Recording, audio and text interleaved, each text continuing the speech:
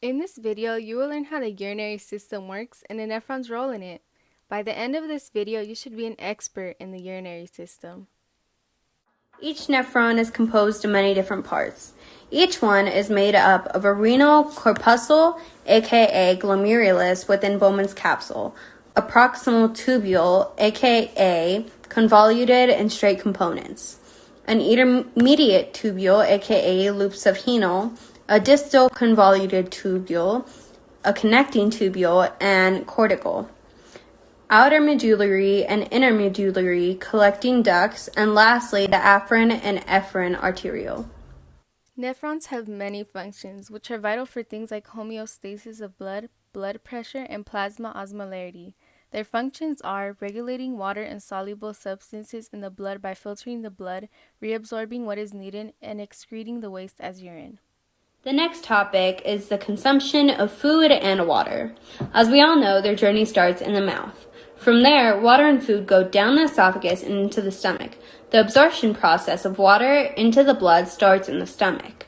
In the stomach, food is digested and sent into intestines for further digestion. The small intestine finishes the absorption of water and nutrients into the blood by using water movement, aka osmosis. Nutrients like sodium and glucose are absorbed. From there, the blood goes into the kidneys. Then the blood enters the nephrons, and the glomerulus and tubulate start the filtration and reabsorption process. Filtration occurs in the glomerulus, which is the vascular beginning of the nephron. About 1/4 of the blood flow from cardiac output circulates through the kidney. The blood plasma and other molecules such as water then filtrate through the glomerulus into the nephron tubule. The amount of filtrate is very large, about 45 gallons per day in an adult human. About 99% of the water-like filtrate, small molecules, and lipid-soluble substances are reabsorbed downstream in the nephron tubule. When the process of filtration begins to end, substances extensively bound to plasma proteins remain in the blood. Reabsorption takes place mainly in the proximal convoluted tubule of the nephron. Nearly all of the water, glucose, potassium, sodium, and amino acids lost during glomerular filtration re-enter the blood from the renal tubules. Reabsorption occurs primarily by passive transfer based on a concentration gradient, moving from a high concentration in the proximal tubule to the lower concentration in the capillaries surrounding the tubule.